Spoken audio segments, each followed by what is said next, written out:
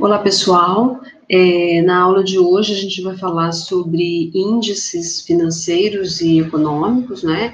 Então, o material já está no Moodle, a apostila completa está no Moodle, e aqui eu vou passar para vocês uma apresentação com alguns exemplos, né, sobre os indicadores econômicos e financeiros. Bom, primeira coisa, o índice, né, o objetivo dos índices econômicos e financeiros analisar a situação econômica e financeira das empresas, usando como base as demonstrações contábeis. Nós vamos trabalhar aqui os índices de liquidez, os índices de atividade, de estrutura de capital e de rentabilidade. Para fazer o cálculo desses índices, nós vamos usar o balanço patrimonial e a demonstração de resultado do exercício. Existem outros índices, né? Obviamente são muitos, é uma técnica muito utilizada na área financeira, né? A análise de empresas, avaliação de empresas por meio de indicadores, por meio de índices. Nós veremos alguns, né? Que são os mais utilizados aí para fazer uma análise sucinta, digamos assim, né? Não muito detalhada de uma empresa. Então, a gente precisa relembrar alguns conceitos, né, da contabilidade a respeito de balanço patrimonial e demonstração de resultado do exercício. Eu vou passando para vocês, vou falando a nomenclatura. Na apostila que está no Moodle, tem de forma mais detalhada, né, os exemplos e também o balanço e a DRE da companhia Pífano, que é o que a gente está usando como base para fazer esses cálculos. Então, a gente começa com os índices de liquidez. Os índices de liquidez, eles têm por objetivo avaliar a capacidade de pagamento de uma empresa. Então, liquidez, nesse caso, é sinônimo de capacidade de pagamento. A liquidez, ela pode ser medida de várias formas. A gente vai olhar sob o prisma do curto prazo e do longo prazo. Então, dos índices de liquidez, o mais utilizado, né, digamos assim, aquele que revela, né, as informações mais úteis a respeito da situação financeira, né, da capacidade de pagamento da empresa, é a liquidez corrente. A liquidez corrente, ela mede a capacidade de pagamento da empresa, né, no curto prazo. Para fazer o cálculo da liquidez corrente, a gente vai dividir o ativo circulante pelo passivo circulante. Então, lá no balanço patrimonial, soma-se, né, todos os valores ali presentes no ativo circulante e todos os valores no passivo circulante. No nosso exemplo, né, no balanço da companhia PIFA, no ano de 2016, o ativo circulante tinha o valor de R$ 699.354 e o passivo circulante R$ 517.630.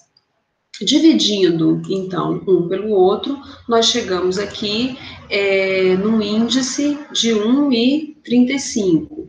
Esse índice de 1,35, né, ou seja, a liquidez corrente de 1,35, pode ser interpretado da seguinte forma: para cada R$ 1 de dívidas que a empresa tem no curto prazo, ela possui 1,35 de bens e direitos, né, também de curto prazo, para quitar. Então, na interpretação dos índices de liquidez, sempre que eles forem maior do que 1, quando você faz o cálculo, né, do índice de liquidez e encontra um valor aqui maior do que 1, significa que a empresa possui capacidade de pagamento. E quanto maior o índice, né, quanto maior o valor que você encontra aqui, melhor é considerada a situação da empresa. Okay? Então, na liquidez corrente, a companhia Pífano, em 2016, ela possui, para cada R$ 1 de dívidas no curto prazo, ela possui 1,35 de bens e direitos para pagar, ok? Para arcar, né, com essas dívidas. Ainda no curto prazo, nós podemos calcular a liquidez seca. A diferença entre a liquidez seca e a liquidez corrente, ela está no fato de que, na liquidez corrente, nós dividimos todo o passivo circulante, todo o ativo circulante pelo passivo circulante. Na liquidez seca, nós tiramos do cálculo os estoques, ou seja, quando a gente apura a liquidez seca de uma empresa, a gente está apurando qual é a capacidade de pagamento dela no curto prazo, né, das dívidas de curto prazo, que estão no passivo circulante, mas desconsiderando os estoques, ou seja, diante daquilo que a empresa tem no ativo circulante, né, o valor total, se a gente retirar a parcela, né, relacionada à matéria-prima, produtos acabados, aquilo que ainda não foi vendido, né, qual é a capacidade de pagamento dela. Esse é um indicador importante porque ele avalia se a empresa tem níveis de estoques adequados. Se ela tiver um nível de estoque muito alto, ela pode não conseguir pagar suas dívidas em caso de haver, por exemplo, uma retração nas vendas. Ok? Então, também usando o exemplo da companhia Pífano, em 2016, nós temos aqui, para calcular a liquidez seca, o total do ativo, que é R$ 699.354, menos R$ 439.275, dividido pelo passivo circulante, que é R$ 517.630. E aí a gente chega num índice de liquidez de 0,5, né? Ou de 50 centavos. Então, a interpretação nos mostra que, para cada R$ 1 de dívidas de curto prazo, ou seja, o passivo circulante da empresa, ela possui apenas 50 centavos de bens e direitos, né? Se a gente desconsidera os estoques, ou seja, na liquidez corrente, né, que nós vimos no slide anterior, ela tinha uma capacidade de pagamento de 1,35. Quando a gente desconsidera o estoque, ela cai para 50, ou seja, se houver uma crise, se houver uma retração severa nas vendas, a empresa não consegue liquidar suas obrigações de curto prazo. Por que isso acontece? Olhando aqui os valores absolutos, porque ela tem um número muito grande, né? Ela tem um valor muito alto aqui, aplicado em estoques, ok? Por isso que a liquidez seca dela não é adequada. Então, nesse caso aqui, a gente compreende, né? A gente infere que a empresa não possui capacidade de pagamento se a gente desconsiderar da análise a conta estoques. Ok? Bom, agora a gente vai falar sobre a capacidade de pagamento da empresa no longo prazo, ou seja, considerando as obrigações que a empresa tem de curto e de longo prazo, né, que são contempladas aqui no passivo circulante, no passivo não circulante, e os bens e direitos de curto prazo, que são o ativo circulante, e os direitos de longo prazo, que estão aqui no realizável a longo prazo. Então, a liquidez geral, ela é uma liquidez, um índice, que avalia a capacidade geral de pagamento da empresa, considerando tudo aquilo que ela tem a pagar e a receber, né, no curto e no longo prazo. Então, a gente vai somar o ativo circulante, que é 699.354, mais o realizável a longo prazo, que é R$ 26.271. Esses valores aqui, pessoal, vocês identificam no balanço patrimonial da companhia Pífano, ok? O passivo circulante, a gente então divide, né, o ativo circulante mais o realizável pelo passivo circulante, que é 517.630, mais o passivo não circulante, 4.724. Então, aqui eu tenho obrigações de curto prazo, obrigações de longo prazo, ok? A liquidez geral da empresa, então, é 1,39. E a gente interpreta, então, nesse caso, que a empresa possui capacidade de pagamento. Por quê? O seu índice é maior do que 1. Então, considerando todas as obrigações da empresa, né, no curto e no longo prazo, ela possui, para cada R$ 1 de dívidas totais, 1,39 de bens e direitos para liquidar essas dívidas. Então, ela possui capacidade de pagamento. Bom, agora os índices de endividamento. Nessa parte, né, dos indicadores, o objetivo é compreender um pouco como que está o endividamento da empresa. Endividamento, quando a gente usa esse termo na área de finanças, ele não é um termo que demonstra ou que aponta para uma situação negativa ou ruim. As empresas, elas possuem todas, né, algum grau de endividamento. Por quê? Parte dos seus bens e direitos, né, como a gente viu lá atrás em contabilidade, é financiada com capital de terceiros, ok? Então, o primeiro índice de endividamento que a gente vai ver é a participação de capitais de terceiros sobre recursos totais, ou seja, quanto dos recursos totais da empresa, né, qual percentual é financiado com capital de terceiros. Para calcular esse índice, a gente precisa somar o passivo circulante com o passivo não circulante, ok? E dividir pelo passivo circulante, mais passivo não circulante, mais o patrimônio líquido, que seria aqui o nosso passivo total, ok? Então, fazendo essa divisão, a gente vai encontrar aqui um índice de 0,49, ou, se eu transformar, né, colocar em valor percentual, 49%. A interpretação desse índice nos mostra que 49% dos recursos totais da empresa, eles são financiados, né, com capital de terceiros, ou seja, a origem desses recursos totais, né, desses 49%, a origem é capital de terceiros, não é capital próprio, ok? Ainda sobre o endividamento, a gente também pode avaliar qual é a composição do endividamento. A composição do endividamento, esse indicador, ele tem por objetivo identificar qual é a parcela das obrigações da empresa que estão no curto prazo, ok? Então, para isso, a gente vai dividir o passivo circulante mais o passivo circulante e o não circulante, ok? Então, na companhia Pífano, por exemplo, né, em 2016, o passivo circulante da empresa tinha o valor de 517.630, somado ao passivo não circulante, que é 4.720, dá 522.354. Então, dividindo o passivo circulante mais o circulante e o não circulante, eu tenho aqui um índice de 0,99 ou 99%. Isso significa que 99% dos capitais de terceiros, né, ou seja, das obrigações exigíveis da empresa, eles vão vencer no curto prazo, ok? Então, é uma informação relevante, né? Porque a maior parte das dívidas da empresa vão vencer no período, né, no prazo de 1 ano, que é o curto prazo na contabilidade, né, o curto prazo contábil. Bom, agora a gente passa para os índices de atividade. Os índices de atividade, eles têm por objetivo identificar quais são os prazos médios, né, de recebimento de vendas, de renovação de estoque, de compra.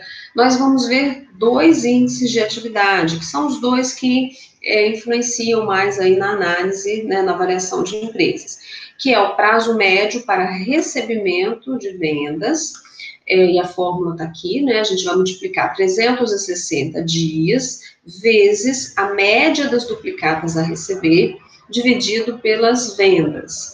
Na companhia Pífano, agora, para fazer, né, o cálculo do prazo médio de recebimento de vendas, a gente vai usar o balanço patrimonial e a demonstração de resultado de exercício. Por quê?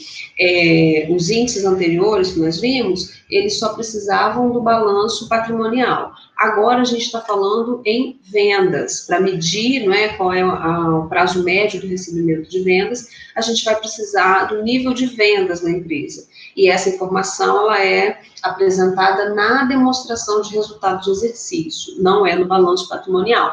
Então, a partir de agora, para calcular os índices, né, que nós vamos ver, precisamos do balanço e da DRE. Então, na companhia Pífano, 360, né, a quantidade de dias que tem em 1 ano. Para encontrar a média de duplicatas a receber, eu vou somar as duplicatas a receber dos 2 anos que eu tiver na apresentação do balanço patrimonial. O balanço patrimonial, a DRE, né, as demonstrações contábeis, de modo geral, elas são apresentadas no exercício atual e no anterior. Então, no caso aqui, a companhia Pífano, nós estamos analisando 2016. Então, na apresentação, 2016 é o ano atual, o exercício atual. Então, o balanço, ele apresenta 2016 e 2015, que é o exercício atual e o anterior. Então, para calcular a média de duplicatas a receber, a gente vai somar o valor de duplicatas a receber do exercício atual, do exercício anterior, e vai dividir por 2, porque eu estou trabalhando com 2 anos. Se eu estiver, por exemplo, analisando o balanço de uma empresa partindo de 3 anos de análise, então a média vai ser a soma dos 3 valores de duplicatas a receber dividido por 3, ok? No nosso exemplo aqui é só o exercício atual e o anterior. Então a gente soma os dois, divide por 2 e multiplica por 360 e divide pelo valor das vendas líquidas que estão lá na demonstração de resultado do exercício. Então, nesse caso aqui, fazendo essa operação matemática, a gente encontra 22 dias. A resposta é em dias, porque nós estamos identificando qual é o prazo médio de recebimento de vendas. Então, nesse caso aqui, significa que a empresa ela espera, em média, 22 dias para receber as vendas que ela efetua. Então, essa informação ela é extremamente importante para a tomada de decisão dos gestores, né, com relação a aumentar ou reduzir o prazo, né, de venda, que é o prazo de pagamento que é dado aos clientes, para poder negociar o prazo de compra, né, de matéria-prima, o prazo de pagamento de fornecedores. Então, esse índice, ele é muito importante para a gestão das empresas, né, para a gestão do caixa, especialmente. Bom, ainda no campo, né, dos índices de atividade, nós temos o prazo médio de renovação de estoques. Esse também é um índice muito importante, porque ele revela, por exemplo, né, ele ajuda o gestor a compreender se a empresa está obtendo, aí, ou está mantendo, né, na verdade, um valor muito alto aplicado em estoques, por exemplo, né? O normal, o natural é que cada ramo de atividade faça uma interpretação desse resultado, porque a gente não vai nunca ter uma empresa, por exemplo, do varejo e uma indústria com prazos de renovação de estoques semelhantes. Aqui no nosso exemplo, o prazo é de 54 dias. Se a gente estiver falando de um varejo, aqui a gente não sabe, né, qual é o ramo de atividade da companhia Pífano. Mas se a gente estiver falando de uma empresa de varejo, por exemplo, a renovação de estoque ela ocorre de maneira muito mais rápida, porque é mercadoria, é compra e venda, então tem uma circulação muito alta. Quando a gente trabalha com uma indústria, é natural que os prazos para renovação de estoque sejam um pouco maiores, porque ela estoca a matéria-prima, ela precisa ter muitos itens estocados, né, e alguns eles acabam ficando um tempo maior, né, no estoque do que outros, porque a gente está falando de produção, não de venda. Então, a interpretação do resultado, ela necessita, né, de uma análise maior, aí, considerando o ramo de atividade, situações aí econômicas, né, macroeconômicas que eventualmente estejam acontecendo no país e fora dele. Mas, para efeito de interpretação, né, a gente vai calcular o prazo médio de renovação de estoques, a fórmula está aqui, 360 dias também, vezes a média dos estoques, dividido pelo custo das vendas. Então, a gente também vai usar balanço e DRE, porque a parte de estoque está no balanço e a parte de custo de vendas está na DRE. Da mesma forma que nós fizemos no prazo médio de recebimento de vendas, para calcular a média dos estoques, eu vou somar o estoque, a conta estoque, né, do exercício atual, com a conta estoque do exercício anterior. E vou dividir por 2. Feita essa operação, multiplico por 360 e divido pelo custo da mercadoria vendida, que é uma conta que é apresentada na DRE também. E aí, realizando, a gente encontra aqui 54 dias. Então, significa que a cada 54 dias, né, em média, a empresa renova, né, ela vende e adquire novos estoques, ok? Bom, agora a gente parte para os índices de rentabilidade. Então, nós já vimos a liquidez da empresa, né, que é a capacidade de pagamento, O endividamento, né, que é se ela possui qual percentual, né, de obrigações para com terceiros e em que prazo essas obrigações vencem. Vimos aí os índices de atividade que se relacionam com os prazos, né, médios para recebimento de vendas e para renovação de estoques. E agora a gente vai falar sobre os índices de rentabilidade, ou seja, quais são aí os retornos que a empresa obtém sobre os seus investimentos. O primeiro índice que a gente estuda, né, que a gente apura, é o ROI. O ROI, ele é o índice de retorno sobre o investimento. Ao contrário dos que nós vimos até agora, o ROI, ele não é calculado em cima, né, sobre dados de demonstrações contábeis. Esse é um indicador pontual, feito, calculado, né, quando a empresa vai realizar algum investimento específico. Então, por exemplo, se um gestor decide fazer a aquisição de uma nova máquina, essa nova máquina representa um investimento. E essa aquisição, ela só se justifica se ela trouxer um ganho líquido para a empresa, um resultado, né? Então, se ela tem uma capacidade produtiva instalada e decide-se adquirir uma nova máquina, a ideia é que ela amplie a sua capacidade de produção. Essa ampliação vai gerar maiores vendas, né, maior volume de vendas, de produção e vendas, e isso vai gerar um ganho extra, um ganho adicional, né, um ganho maior do que o que ela já tem. Então, nesse caso, a gente vai medir, vai avaliar qual é o retorno desse investimento específico que está sendo feito na aquisição dessa máquina. Então, a gente divide o ganho líquido, que é essa compra, né, que essa aquisição vai trazer, pelo valor da aquisição, multiplica por 100. E aí, o valor que a gente encontra, ele é o percentual de ganho obtido em relação ao investimento realizado. Então, por exemplo, se uma empresa faz isso aqui e encontra um índice aí de 10%, por exemplo, significa que a aquisição dessa máquina, né, a realização desse investimento, vai trazer um retorno de 10% para a empresa, ok? Então, esse é o único índice de todos que nós vamos ver aqui que não utiliza demonstrações contábeis como base para sua análise, ok? Bom, depois vem o ROA. O ROA é o índice de retorno sobre o ativo. Então, aqui a gente precisa do balanço e da DRE. Por quê? O resultado líquido é uma conta de resultado. Ele se encontra, né, na DRE da empresa. É a última conta da DRE, o resultado líquido do exercício.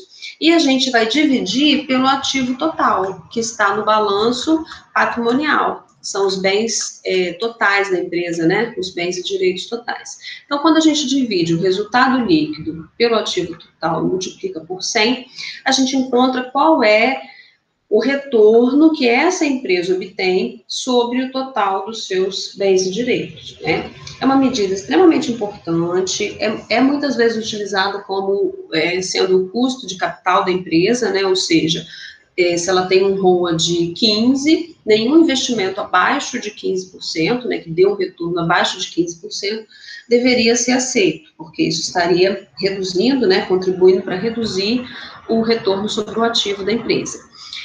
Não existe, pessoal, um valor absoluto do que é bom e do que é ruim com relação a percentual de ROA.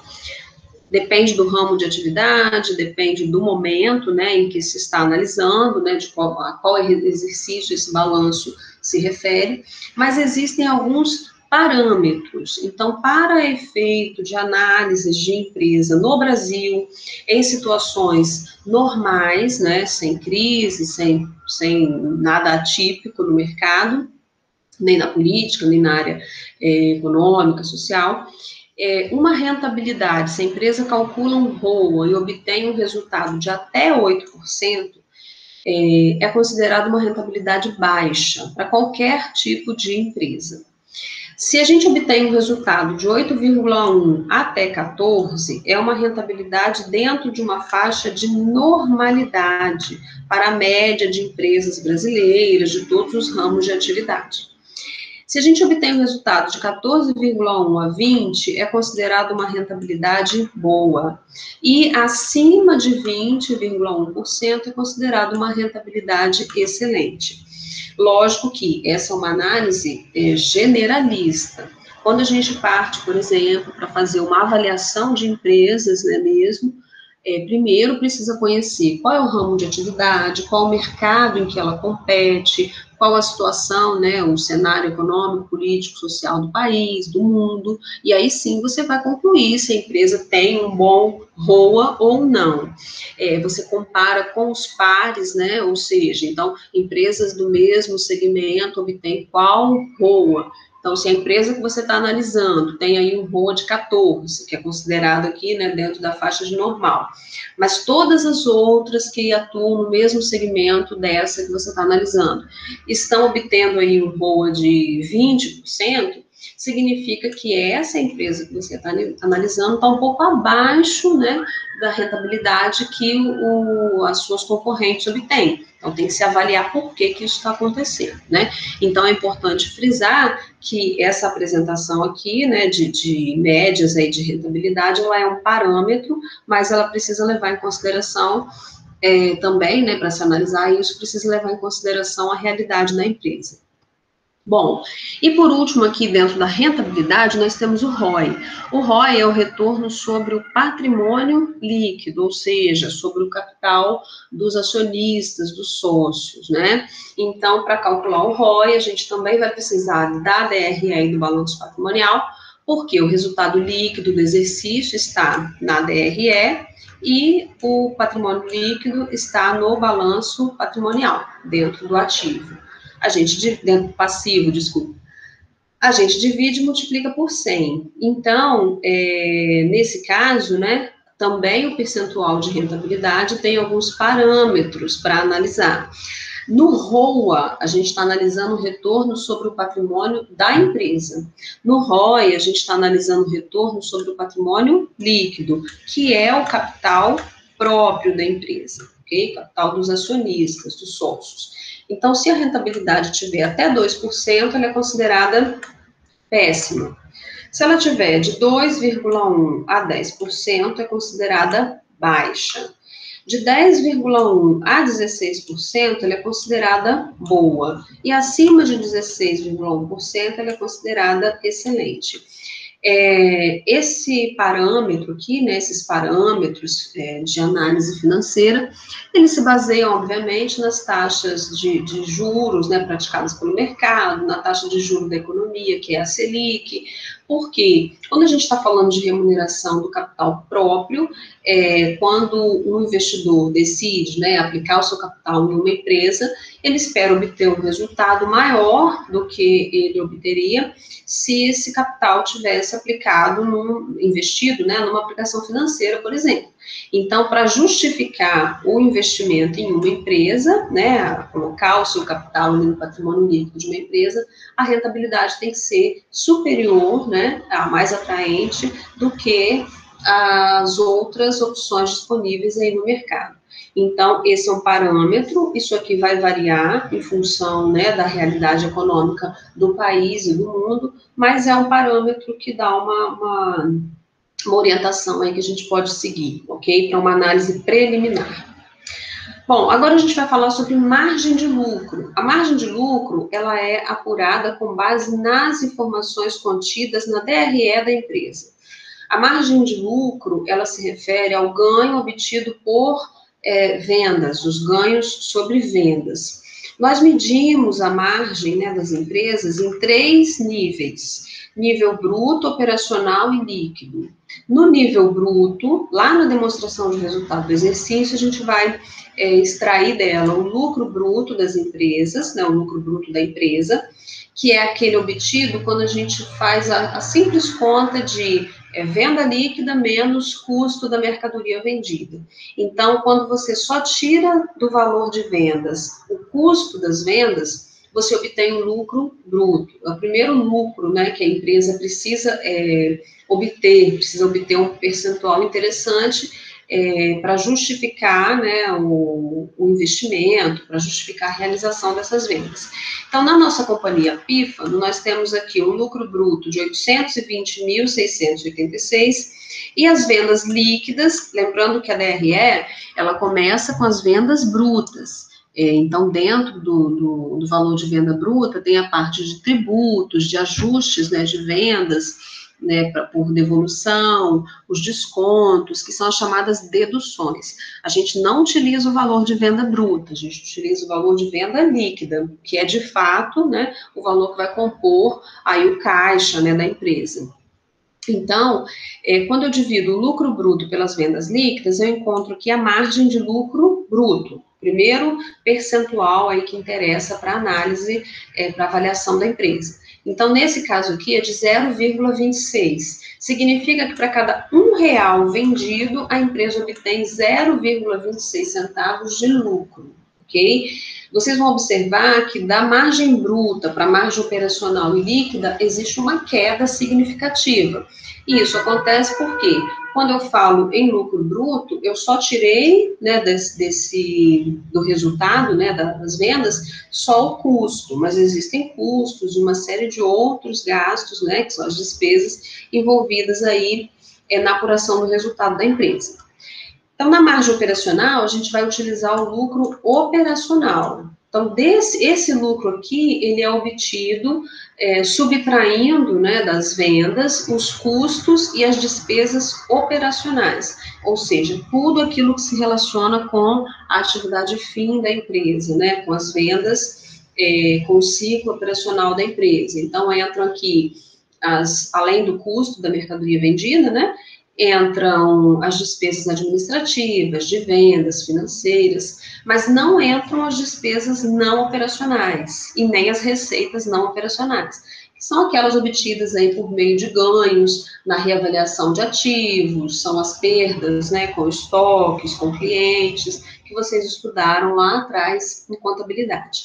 Então, a margem operacional da nossa companhia Pífano, ela vai ser de 0,07. Então, lembra que aqui, ó, a margem bruta foi 0,26. Quando a gente parte para a operacional, né, ela cai significativamente. Então, para cada R$ 1 vendido, a empresa obtém 0,07 de lucro operacional.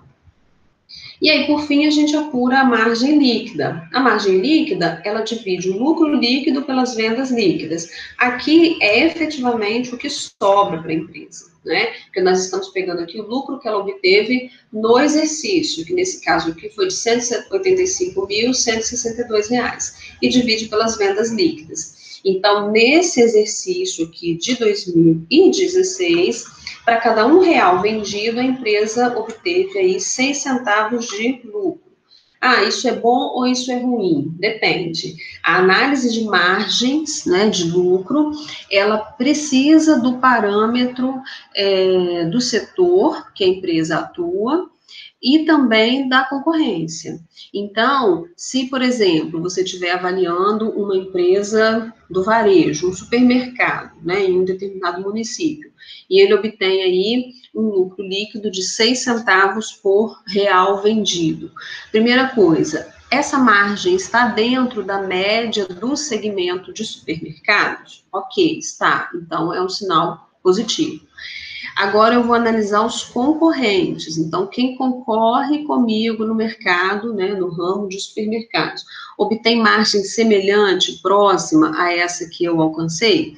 Se sim, ok, você está dentro de uma normalidade com relação ao percentual de lucro. Agora, se o concorrente obtém uma margem muito maior ou muito menor do que a sua, se for menor, você vai analisar se ele é um entrante no mercado, se ele tem ali um recorte específico, né, de nicho de mercado, ou se ele atua em uma região menos populosa, digamos, que é a que a sua empresa atua. Então, é preciso ficar atento também quando a margem do concorrente é menor do que a nossa, porque se ele for um entrante, ele pode estar, um entrante no mercado, ele pode estar começando a abocanhar, digamos, né, uma fatia do mercado que era sua. Então, tanto para mais quanto para menos, é importante analisar como que está a margem de lucro também da concorrência, ok? Se ela for maior do que a que você obtém, é preciso fazer uma análise interna, né, de qual é a estrutura de custos da empresa, se a produção está muito cara, né, digamos assim, se o custo está alto, ou se são as despesas, então aí é uma análise mais interna, ok, pessoal? Então, esses são os índices, né, que nós vamos trabalhar nesse momento, né, os índices econômicos e financeiros, e agora nós vamos praticar, né, então no Moodle eu vou disponibilizar para vocês as listas de exercícios e os gabaritos, então façam, né, os exercícios, pratiquem, vai precisar relembrar um pouquinho aí de contabilidade, né, para se localizar dentro das demonstrações contábeis, então pratiquem, confiram com os gabaritos, e a gente sempre vai trabalhar o cálculo e a interpretação. Então, o objetivo não é saber só fazer o cálculo, porque isso aí você tem uma fórmula e acaba virando uma coisa mecânica, né, digamos assim. O importante é interpretar os resultados, ok? Então, a gente sempre calcula os índices para os dois exercícios contábeis, o atual e o anterior, e faz comparações entre o resultado de um ano com o de outro, ok? Então, nos gabaritos, vocês vão observar lá como que é essa interpretação de forma mais detalhada, e na apostila também, ok? Então, bom estudo para vocês, um abraço.